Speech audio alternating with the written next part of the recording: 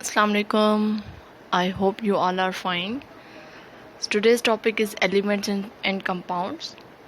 आज का जो टॉपिक है वो केमिस्ट्री सब्जेक्ट से है. ठीक है, तो let's start. First of all, we have to understand that what is an element. So here is a very simple definition that an element is a substance which cannot be broken down into simpler substance by chemical reaction.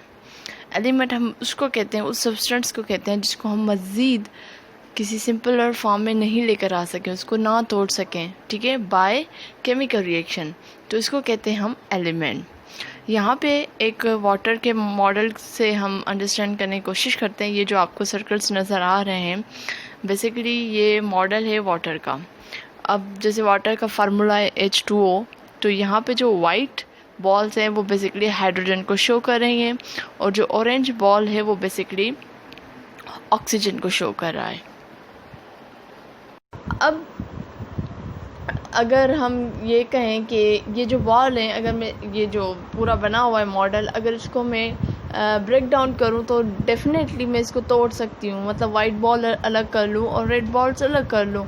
तो इसका मतलब कि water जो है वो basically element नहीं है. ठीक है, अब काफ़ी टाइम तक लोग यही समझते थे कि जो वाटर है वो एक बेसिक एलिमेंट है, लेकिन ऐसा नहीं है.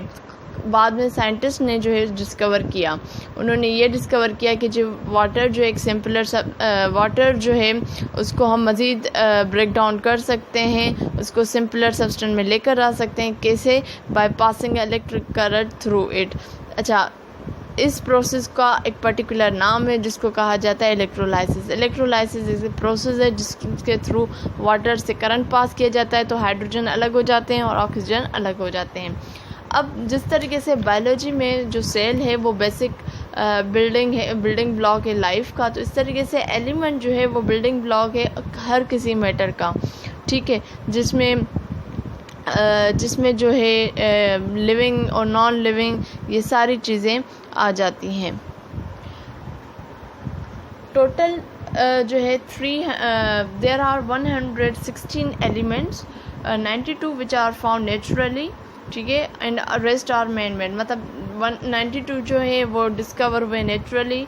ठीक है, और बाकी जो है वो मैन मेड हैं. इसमें जो स्टार्स की हम बात करें, जो स्टार्स हैं बेसिकली वो हाइड्रोजन है और हीलियम के बने हुए हैं. ठीक है, और यही दोनों जो एलिमेंट्स हैं वो most abundant elements in our universe. अच्छा, अब हम करते हैं क्लासिफाई करते हैं एलिमेंट्स को. ठीक है,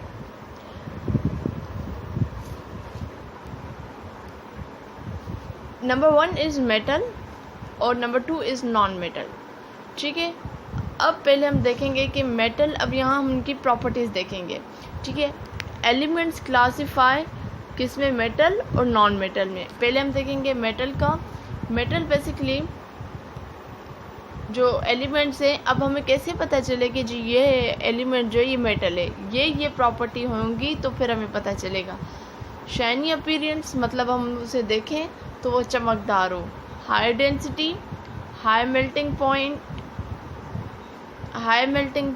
एंड बॉइलिंग पॉइंट, मतलब उसको मेल्ट होने में और बॉयल होने में अच्छा खासा टाइम लगे. ठीक है, गुड कंडक्टर ऑफ हीट, आराम से उससे हीट इलेक्ट्रिसिटी पास हो जाए.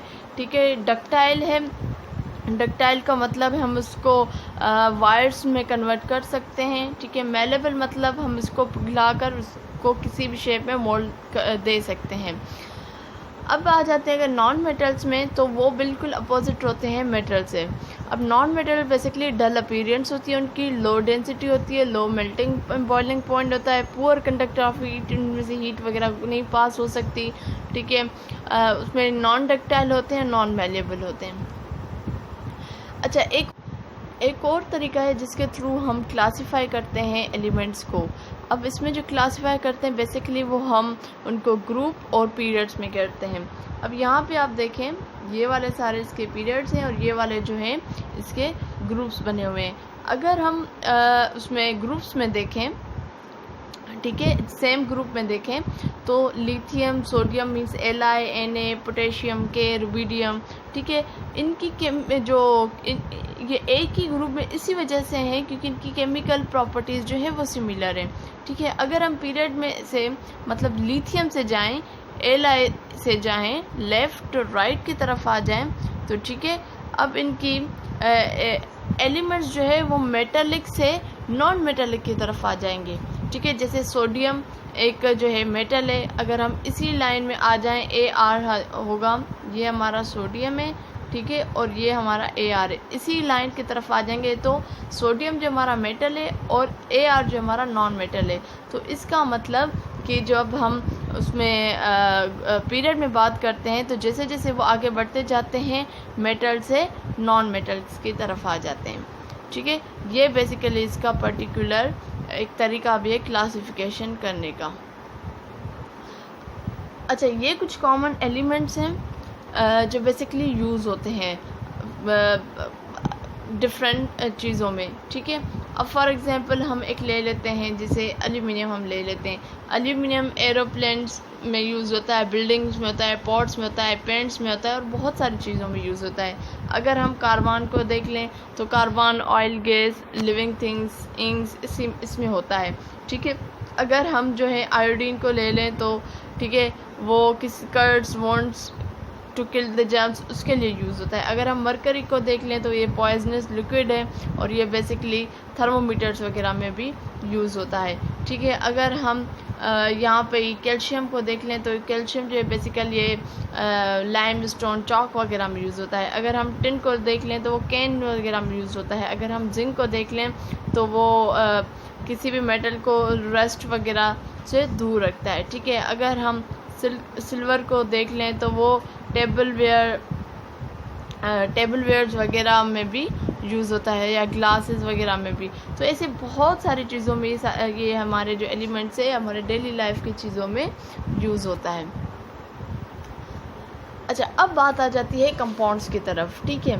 अब बेसिकली कंपाउंड क्या है, जब दो या दो से ज़्यादा एलिमेंट्स आपस में मिलते हैं तो बेसिकली वो कंपाउंड्स बन जाते हैं, ठीक है। जैसे अगर हम वाटर का एग्जांपल लें तो हाइड्रोजन जब ऑक्सीजन से मिलता है तो पर्टिकुलरली क्या बनाता है, वाटर बनाता है, ठीक है। अच्छा, अब वाटर बनाने के लिए जब हाइड्रोजन ऑक्सीजन जैसे H2O, हाइड्रोजन के 2 और ऑक्सीजन के 1, H2O मतलब हाइड्रोजन के 2 और ऑक्सीजन का 1 रेशो, इस तरीके से पर्टिकुलर उसकी क्वांटिटी यूज़ होते हुए वाटर बनता है। अगर हम इसकी पर्टिकुलर रेशो को आगे पीछे कर लेंगे तो वाटर नहीं बनेगा। कुछ एग्जांपल्स से देख लेते हैं कंपाउंड्स के। वाटर का already we have discuss it.